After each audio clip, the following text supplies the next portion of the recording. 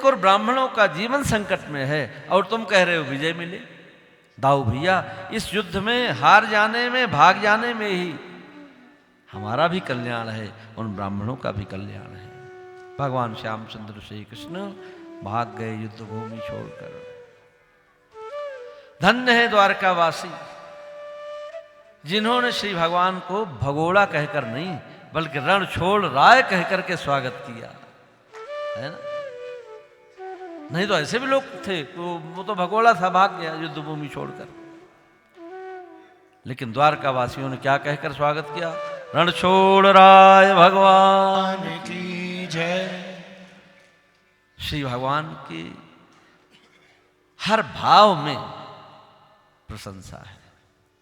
वो अच्छा करें तो, बुरा करें तो, लेकिन हमारे लिए वो सदा ही अच्छे हैं।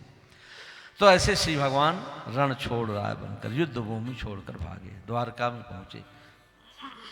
द्वारका में सबके रहने सहने की सुविधा कर दी, सबको बुला लिया, क्योंकि मथुरा पर नाना प्रकार के संकट हैं। और यहाँ भी भगवान श्यामचंद्र श्री कृष्ण द्वारकाधीश नहीं बने, द्वारकाधीश के रूप में, द्वारका के राजा के रूप में तो महाराज उग्रसेन ही है यहाँ पर। किंतु लोगों ने श्री भगवान का स्वागत द्वारकाधीश कहकर किया, क्योंकि किंग मेकर जो होते हैं ना, लोग तो जानते हैं ना कि किंग मेकर कौन है। पीछे आपने सरकार में देखा ही क्या मामला था, है ना। पीछे तो सारे लोग जानते हैं ना क्या असलियत है, लेकिन वास्तव में मुकुट तो महाराज उग्रसेन के माथे पर था, भगवान श्यामचंद्र श्री कृष्ण के माथे पर नहीं। द्वारका के राजा महाराज उग्रसेन, भगवान श्यामचंद्र श्री कृष्ण तो अपने को उस राजपद की मर्यादा का रक्षक मानते हैं। तो ऐसे श्री भगवान राजा नहीं है, किसी पद पर नहीं है, महाराज उग्रसेन के छड़ीदार हैं। अब धीरे धीरे बड़े हो गए, और बड़े होने के बाद जब बच्चे बड़े हो जाते हैं तो आपको पता ही है कि माता पिता की सबसे पहली चिंता रहती है कि भगवान की कृपा से घर में कोई कमी नहीं है, सब कुछ ठीक है, लेकिन अब बेटे का या बेटी का विवाह हो जाता है। और आपको पता है कि कुछ चीजें विवाह में बड़ा अवरोध उत्पन्न करती हैं। किसी को बुरा नहीं लगना चाहिए, हर लड़के वाले को गोरी लड़की पसंद आती है? और हर आपको पता ही, अखबार में भी, विज्ञापन में भी इतना झूठा है। कोई हमने मैट्रिमोनियल का जो अखबार निकलता ना विवाह संबंधित, सभी के बारे में रंग कैसा, बोले गेहूं रंग है, ऐसे लगता है जैसे काले लोग जन्म ही नहीं लेते, सबका रंग गेहूं। तो पहली बात तो सबसे बड़ी समस्या इनके लिए है कि रंग क्या है कौन आवे, कोई आता ही नहीं। तो महाराज उग्रसेन को बड़ी चिंता हुई, वसुदेव और देवकी जो माता पिता उनको बड़ी चिंता। संजोग की बात कि एक दिन नारद जी पधारे, तो नारद जी को, जब नारद जी ने वसुदेव जी को देखा, बोले महाराज इतनी चिंता में तो आप कंस के कारागार में भी नहीं थे जितनी चिंता में अब पड़े हो। अभी तो आप सोने की द्वारका में हो, उन्मुक्त हो, बंधन मुक्त हो, और आपके बेटे आपकी आंखों के सामने, लेकिन आप तो बड़े चिंतित हो दोनों, क्या बात है? बोले नारद जी हमारे श्याम सुंदर की उम्र निकली जा रही है। तो फिर बोलो कोई विवाह के लिए प्रस्ताव नहीं आ रहा है। बड़ा आश्चर्य, लोग कई दफे जब ये बात कह देते हैं कि भगवान श्यामचंद्र श्री कृष्ण के 16,108 विवाह हो गए, लेकिन पता है आपको कि एक विवाह के लाले पड़े हुए हैं। चलो संजोग अगर समय आता है तो 16,100 क्या कितने हो जाएं, और समय जब नहीं आता तो बहुत मुश्किल होती है। हर चीज का समय भी तो होता है। तो नारद जी ने कहा कि वसुदेव जी कोई समस्या? बोले कोई आता ही नहीं। वसुदेव जी ने कहा कि भाई कोई अपने बेटों का बायोडाटा वगैरह कुछ तो बनाया होगा। बोले बायोडाटा हम लिखें क्या? बोले नहीं भाई, आजकल तो लोग बायोडाटा मांगते हैं, भाई अपना प्रोफाइल बताओ, बायोडाटा बताओ क्या है, पढ़ाई लिखाई एजुकेशन कुछ तो। अब मैं भी जहाँ वहाँ जाता हूँ भी लोगों को चर्चा करूँगा।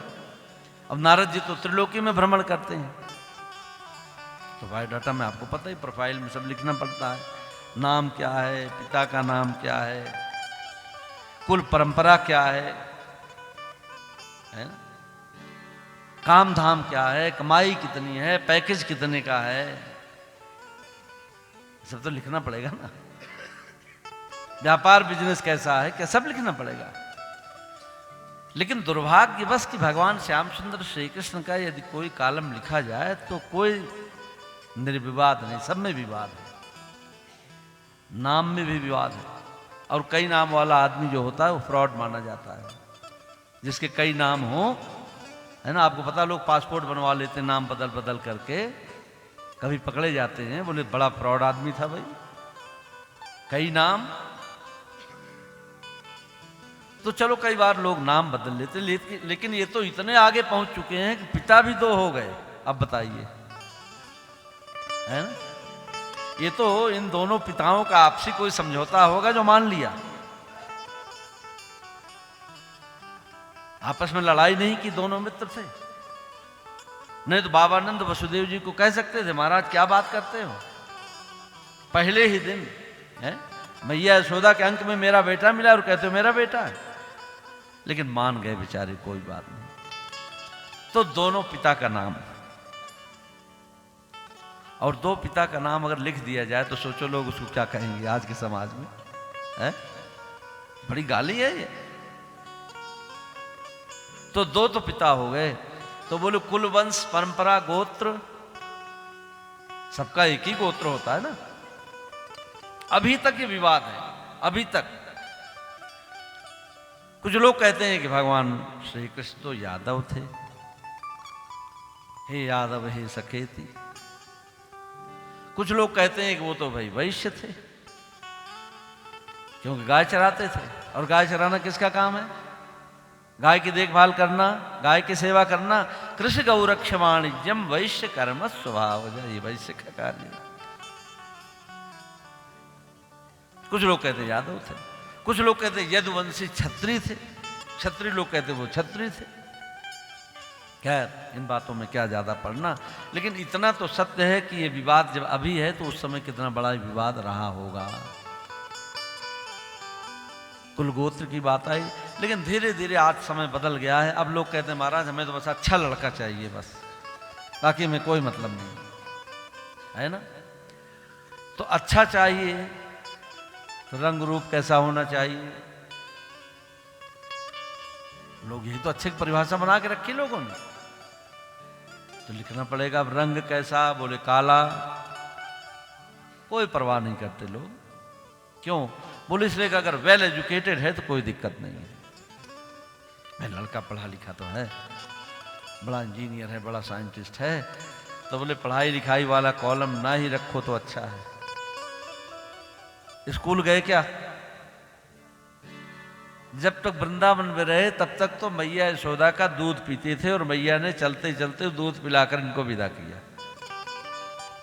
वो तो थोड़ा सा गुरु जी की कृपा मिल गई, आशीर्वाद मिल गया, ये तो अंदर की बात थी। लेकिन स्कूल में रहे कितने दिन? आजकल तो बच्चों को 2.5 साल के बच्चों को लोग स्कूल भेज देते हैं, और ये महाराज 11 वर्ष 8 महीने के हो गए, स्कूल का मुंह ही नहीं देखा। एजुकेशन। तो कई बार लोग कहते हैं चलो कोई बात नहीं, शिक्षा नहीं अच्छी, लेकिन लड़का कमाता धमाता तो होगा, बिजनेस व्यापार तो होगा ही ना अच्छा। तो बोले जिसने अपने जीवन में राम राम जपना पराया माल अपना मान लिया है, उसको क्या जरूरत है व्यापार करने? कितने लोगों का यही बिजनेस है कि जो दूसरे का वही मेरा है ना। वो काम करने की क्या जरूरत है? जिसको चोरी करना आता हो। तो बोले चलो कोई बात नहीं। आजकल कई ऐसे भी लोग, कई बार देखा हमने, अखबारों में देखा, उनके बड़े बड़े प्रेमी और प्रेमिकाएं होते हैं, जो ऐसे बड़े बड़े स्मगलर हैं, जो ऐसे लोग हैं। तो अंत में एक कॉलम बचता है। बोले अच्छा चलो कोई बात नहीं, अब जैसा भी होगा काम चल रहा है, लेकिन लड़के का चरित्र तो बहुत अच्छा होगा ना, करेक्टर तो अच्छा है ना। तो बोले करेक्टर ना ही पूछो तो ही अच्छा है। जिसके लिए हजारों गोपियां पागल हो रही हैं, ऐसे के साथ अपनी बेटी का विवाह कौन करेगा बताओ। आजकल कुछ भी किसी को पता लग जाए, स्पेशली बेटी के बाप को, भाई कहीं कुछ मामला है, लड़का पढ़ता था, कुछ बात है, तो अपने को ड्रा कर लेगा, भाई ऐसे घर में चाहे सब कुछ भरा हो, हमें अपनी बेटी को नहीं भेजना, हमें झंझट में नहीं पड़ना। तो सोचो फिर कौन आएगा वर देखे के लिए? कोई आया ही नहीं। ये बात छिपी तो रही नहीं, अब तो कथा बन गई, तो कोई आता ही नहीं। लेकिन दुनिया में हर चीज के ग्राहक हैं, देखो है ना? सबके दिन कभी न कभी तो जरूर फिरते। संजोग के बाद कि एक बेचारी रुक्मिणी इनके ऊपर पागल हो गई, दीवानी हो गई है। वो भी साक्षात लक्ष्मी है। देर से मिला लेकिन क्या रिश्ता मिला, है ना? कई बार होता है कि रिश्ते में प्रतीक्षा करनी पड़ जाती है, लेकिन क्या अद्भुत जोड़ी बनी दोनों की। तो आता तो कोई नहीं, कोई आया ही नहीं। देखो ये सत्य बात है, श्रीमद् भागवत के आधार पर कोई आया ही नहीं। और तब वसुदेव जी ने कहा अब तो उम्र बीती जा रही है। महाराज उग्रसेन को कहा क्या होगा मेरे बच्चों का? तो महाराज उग्रसेन ने कहा ऐसा करो, फिर सुधर्मा सभा में प्रस्ताव ले आओ, जो विधि है, जो व्यवस्था है, प्रपोजल ले आओ। और तब सुधर्मा सभा में भगवान श्याम सुंदर श्री कृष्ण के विवाह का सरकारी डॉक्यूमेंट तैयार हुआ, है ना? प्रपोजल तैयार हुआ। बोले अब ऐसा है कि जहां किसी के विवाह की बात हो, जहां किसी के कन्या हो, उसके पास ये प्रपोजल भेजो। ये आपको पता ही है कि आज भी जो वर पक्ष है वो तो धीरे धीरे अकड़ बहुत कम हो गई, लेकिन ये था भाई कोई आवे मेरे दरवाजे। लेकिन इस अकड़ में ज्यादा दिन आजकल रहना नहीं चाहिए, नहीं तो उम्र निकल जाएगी और समस्या बढ़ जाएगी। इसलिए अगर खुद भी जाना पड़ जाए, कोई कन्या अच्छी दिखाई पड़े, तो भैया अपनी ओर से प्रपोजल कर दो। जब इनका ये हाल है ना?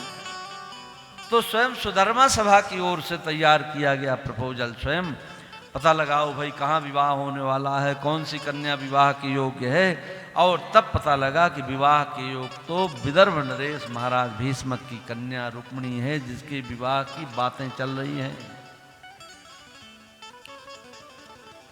महाराज भीष्मक के यहाँ भगवान श्याम सुंदर श्री कृष्ण के विवाह का प्रस्ताव गया। महाराज भीष्मक राजा हैं।